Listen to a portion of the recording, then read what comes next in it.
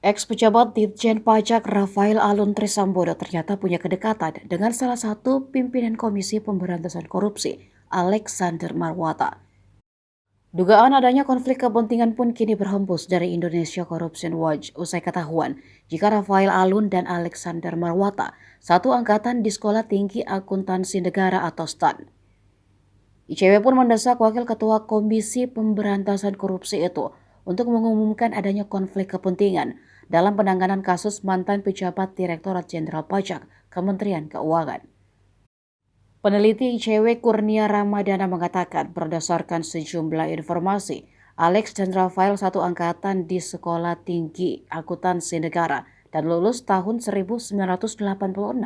Menurut Kurnia, latar belakang Alex dan Rafael berpeluang mempengaruhi pernyataan maupun keputusan yang disampaikan Alex sebagai pimpinan KPK. Kondisi tersebut, kata Kurnia, membuat Alex harus menyatakan secara terbuka kepada publik mengenai potensi benturan kepentingannya. Sebagaimana diatur dalam pasal 10 ayat 3 huruf A Peraturan Komisi nomor 5 tahun 2019. Jika benturan konflik kepentingan itu benar terjadi, kata Kurnia, Alexander Marwata harus dibatasi dalam penanganan kasus Rafael Alun Trisambodo.